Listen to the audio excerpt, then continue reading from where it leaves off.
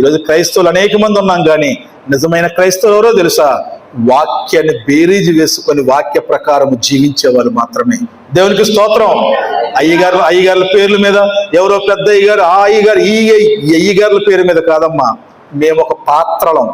ఎవరు మేము? మీ ఇంటికి వచ్చాను, మంచినీళ్ళు ఇవ్వమ్మా అన్నాను. నువ్వేం చేస్తావు? ఎలాగిస్తావు? ఒక గ్లాసులోనో ఒక బాటిల్లో తీసుకొచ్చి ఇస్తావు కదా. నేనేం చేస్తాను?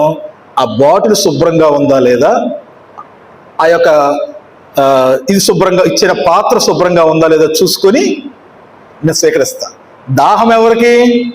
నాకు. నన్ను తృప్తిపరిచేది ఏంటి? నీళ్లు. నువ్వు ఇచ్చిన పాత్రే దైవజనుడు. దేవునికి స్తోత్రం.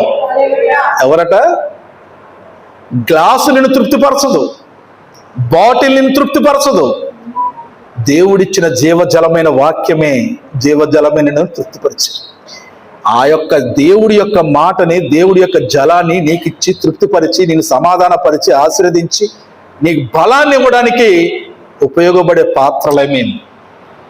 తప్ప ఘనత ఎవరికంటే ఆయనకి. దేవునికి స్తోత్రం. ఆయన గొప్పవాడు, నువ్వు ముఖ్యం. నీ దగ్గరకు ఒక పాత్రగా మమ్మల్ని పంపించాడు. మీరు పాత్రను వెంబడించొద్దు.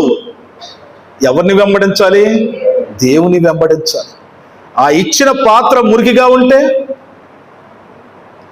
నేను మురికైన పాత్రనైతే నీకు దాహం తీరడం కాదు, రోగం వస్తుంది నీకు. తెలుసుకున్న ప్రియ సోదరుడా, మెలకువ కలిగి ఉండు. మెలకువ కలిగి వాక్యం విను. మెలకువ కలిగి బేరీజు వేసుకో.